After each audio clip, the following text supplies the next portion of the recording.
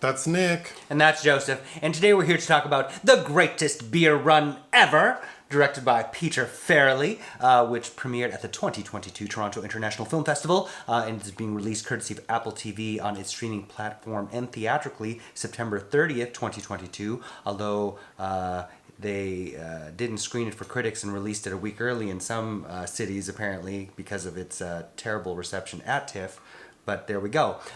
If you recognize the name of Farrelly, it's probably because Peter Farrelly is one of the brothers Farrelly of Bobby and Peter, who directed a whole lot of films in the 90s that had a specific brand of humor. I believe they directed 11 films together as brothers. Don't name all 11.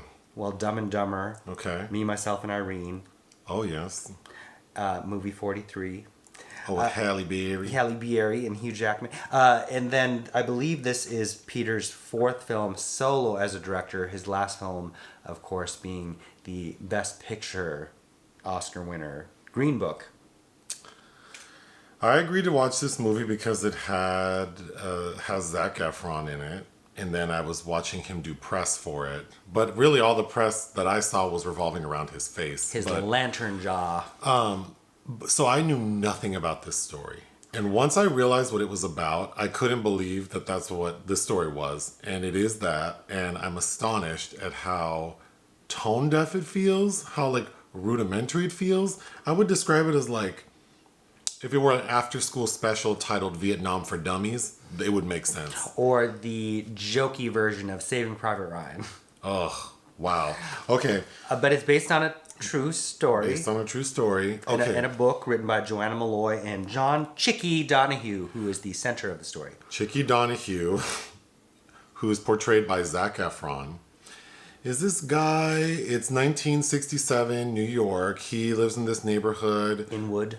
Where a bunch of like the neighborhood guys have gone off to Vietnam. And we see that there, as we should know, there was contention amongst American citizens about whether or not we should be at war. Mm-hmm. And specifically for Chickie, he believes in the war blindly. It's important to know he did spend 4 years in the military, but he never fought or left the country. And his sister is vehemently against the war. So we see them at like a protest. Zach gets into a fight with one of the anti-war protesters. So he and all of his doofy-ass friends are at their local bar, which is run by Bill Murray. As the Colonel. Which is corny as hell. And Zach's Chickie makes an off-the-cuff comment about wanting to show support for the troops out in Vietnam, so maybe he should just go out there and get them some beers. And he says that partially because Zach's character Chickie now works as like a mariner. So he, like kind of like a flight attendant, he could get on a vessel and go wherever it's going. But he really wasn't serious about what he said. However, everyone in the neighborhood, it spreads like wildfire that Chickie's going to go to Vietnam to see everyone's boys. So then we get a montage of like family members visiting Chickie saying, give my son this, give my brother that. So this fool goes to like the port or wherever and just to inquire, like, is there a boat going to Vietnam? And the guy's like, yeah, girl, tonight, like there's a boat leaving New Jersey. In 3 hours, you can get on it. They're looking for a boiler because that's his job function. So we see Chickie pack his duffel bag with PBR, and then we don't see any of the travel. We just see him. 2 months go by and... Yeah, cut to he's getting off the boat with permission from the captain, and the captain's like, yeah, you can go do whatever the hell you're going to do. You need to be back within 72 hours. So Zach goes, Chickie.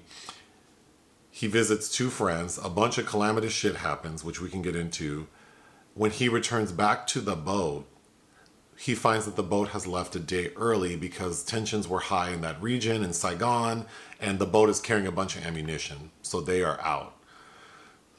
Chickie gets stuck, but ultimately is able to get back to the United States with help from some military guy who thinks Chickie is CIA, which we need to get into. The end, except that we see now that Chickie has sort of changed his viewpoint now that he sees that what the media and what everyone was feeding him about the Vietnam War doesn't match what he witnessed. Okay. Well, no, the media aligns more with, at that point, what he's seeing, that we're being lied to, that the American government, the military is blaming things on the Viet Cong that aren't happening because he sees it with his own eyes. You're right. I meant to say the messaging that the government is spreading to the American people is that we're like this is a necessary war. Okay. Yes, the government, media, I have so many notes because I just thought this shit was ridiculous. And I would love to know, like, I just can't imagine there aren't a large group of people who wouldn't find this film borderline offensive because it kind of makes a mockery of what was happening, whether you were for or against the war. And then for all the people who are out there, just this idea, I don't know, this character of this person, Chickie, seems like the village idiot. And I know it's based on a book, so I can imagine that if I read like a first person account of what he did, I'm sure the book seems more disarming. and more palatable. Yeah. But to watch it being depicted like he's some sort of like, how would you describe his... An idiot. Yeah. He seems like a fool. And then it makes a mockery of the military because a big reason why he's able to accomplish what he does is that the military just seems like, they're overwhelmed because they're under attack in Vietnam, but also they just don't ask any questions. Well, it's some catch me if you can bullshit, really, because it's like if you're a straight white man, you can just walk around and do whatever. This is what this movie's saying. Let me get through this because we have an engagement in 20 minutes, but you couldn't tell me the man playing Zach's dad isn't Mark Ruffalo. You kept saying that. His name is Paul Adelstein.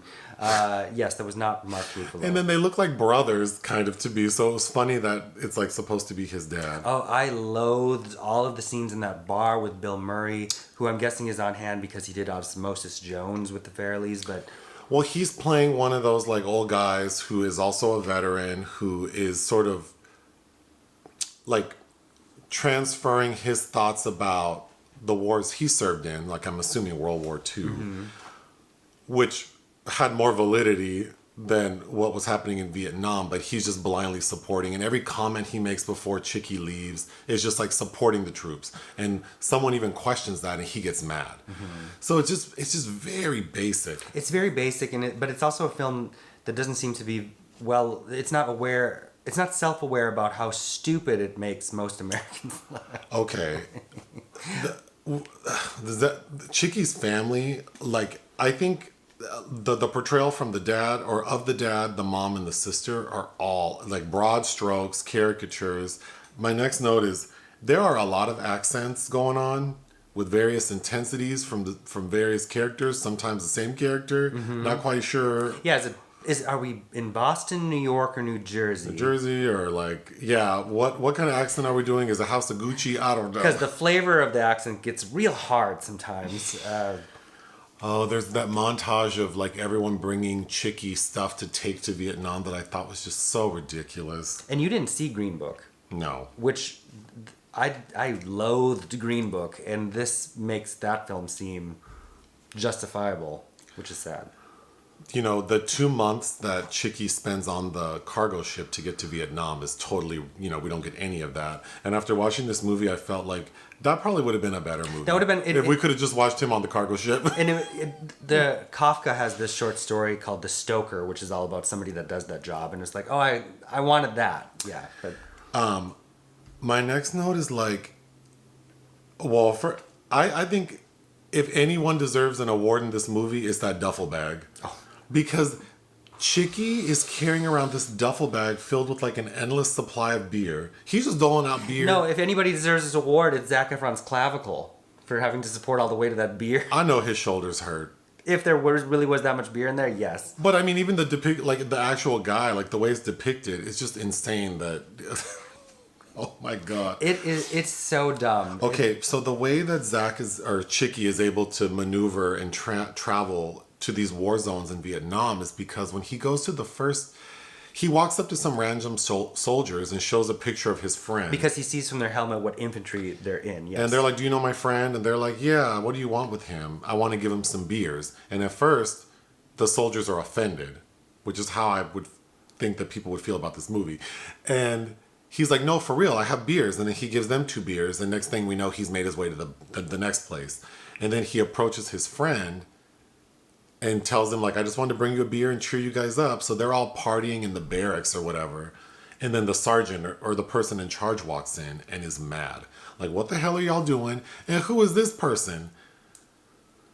And then we come to find out that the sergeant is scared that it might be CIA. Mm-hmm. So because he's posing as a civilian, unescorted through Vietnam. Yeah. So the other soldiers are like, oh, he's being nice to you because he thinks you're CIA. So then Chickie thinks, oh, well, everywhere I go, I'm just going to pretend I'm CIA. So that's this catch me if you can bullshit. So he does that. And of course, there are a bunch of minions that are like, "Oh, give a good word to Langley about me," which he never catches. We need to talk about that more, but because that's the ending of the film. He does when he gets to his second friend. He's in like an actual battle zone. Like there's active shooting, and that friend checks his ass. Mm-hmm. Like first of all, like because the friend Chickie shows up and tells the other soldiers like, "You need to grab my friend." Blah blah blah. I'm CIA.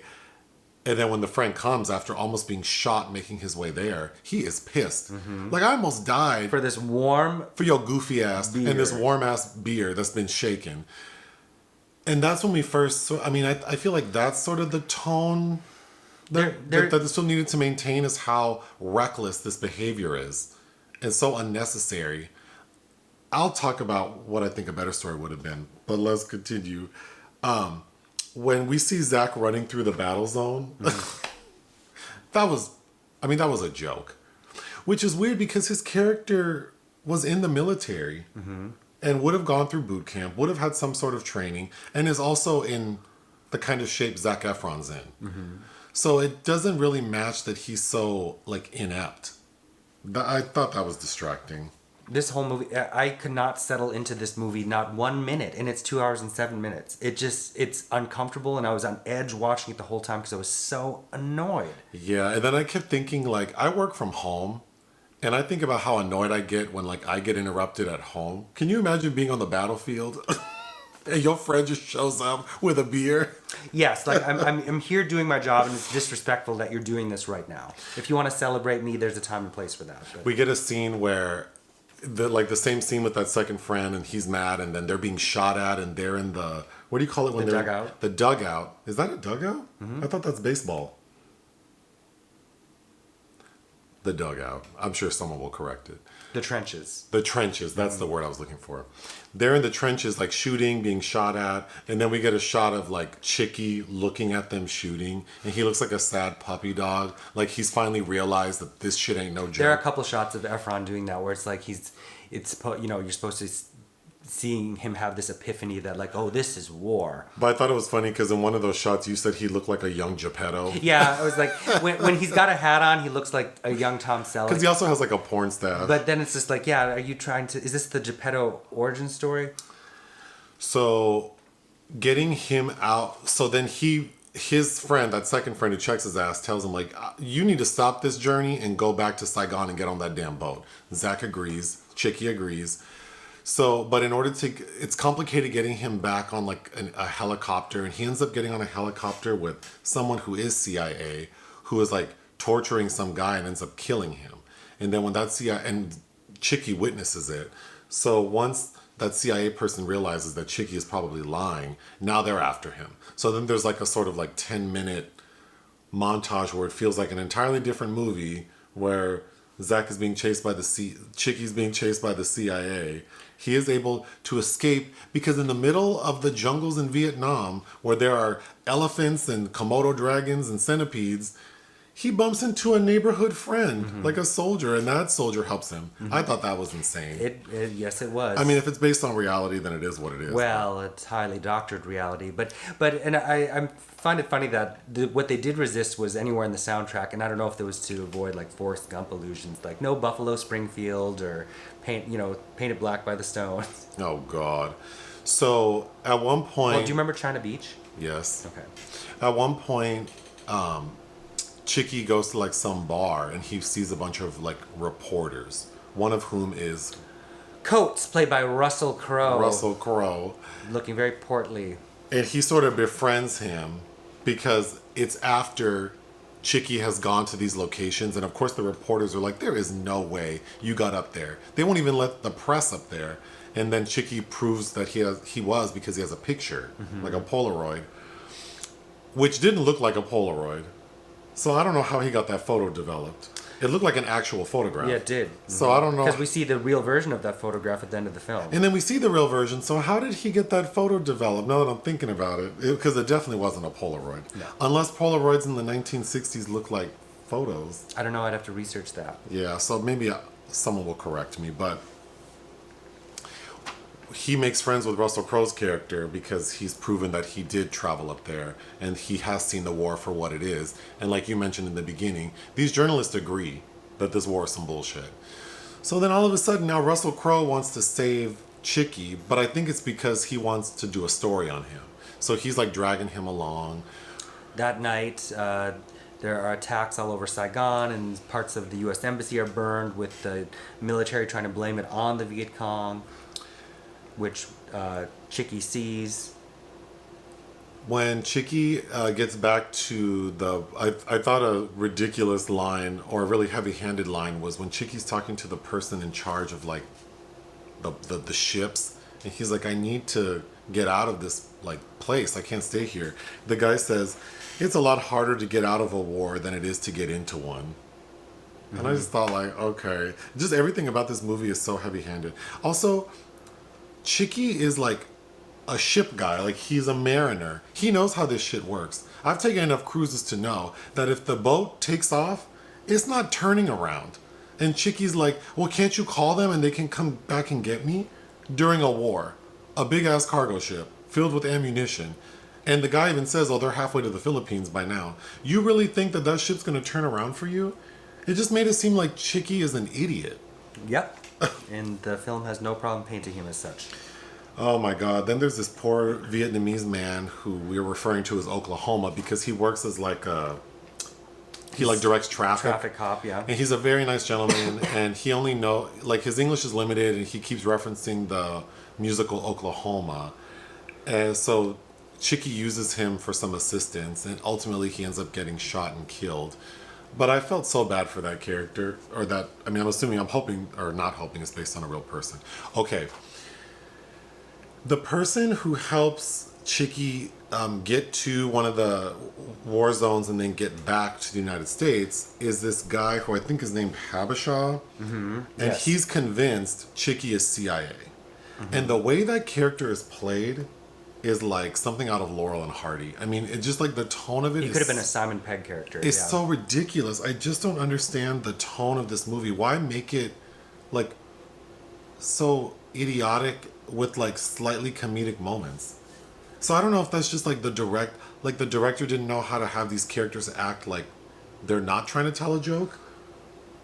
That could be. I don't think that Peter Farrelly, much like he wasn't the right person to tell the story of Green Book, is not the person that have given us this. But at the end, when Chickie returns to his town, he goes back to Bill Murray's bar, and of course Bill Murray's character is saying like, yeah, like those like what we're doing is right, and Chickie's yelling at him, saying that essentially like, I'm not so sure we're saving the world this time. So his character is acknowledging like the people who fought in like World War I and II, they were saving the world, but this shit is not it. And again, very heavy-handed, very basic. Extremely cliche. Then of course we get Chickie visiting one of the moms who had given him something to give her son, but the son ended up dying. And then we get a scene of Zach crying about it, which I thought was really uncomfortable. And then the ultimate message that Chickie gives at the end, because his sister basically asks, like, what did you learn from this experience? And he goes, a little less drinking, a little more thinking. Like, wow. No, and not only has he landed back in New York, he has to stop at the bar, and then his sister waylays him in some public place, and he's still carrying this duffel bag around that still has a beer in it. Why hasn't he gone home to shower? I think that there could be a game to try to count how many beers he gave away. He's just carrying this duffel bag around, and it's not even fully full of beers. His clothes are in there. That's a fairy tale duffel bag of endless, like... It's like a clown car. Yes, like, and he's giving beer to all kinds of people. This movie's embarrassing. I hated this movie. I hated it. It's not the worst thing I've seen, but It's not, but it's so wrong-headed in so many ways, and all of the people in it, it's like they should all be ashamed. I'm sure the actors probably thought like they were doing something in earnest, like they really thought. Earnest. Well, because when you break it apart, it's like you know, like especially like the reporters in the bar, like how do they know this story was some bullshit? Like maybe they were only given the pages they were gonna act. I don't know. I don't know. I was annoyed when I'd heard the title of the movie and did not even realize what it was about until we started it. Oh, I think the better story would have been, don't even base it off this village idiot. Base it off of like 1960s, some anti or some person who's very like blindly for the war, and some civilian decides to go to Vietnam because they want to see firsthand, and they get somehow more elegantly in a more sophisticated manner they sort of witness the war in action, and that changes their viewpoint. I feel like that would have made for a very good drama. Like Marjorie Taylor Greene in Iran. But this, no. No, didn't. What would you give it? 1. This was hard to sit through. I would give it 1 out of 5. Anything else? No. Hit the thanks button. Listen to our podcast. Bye.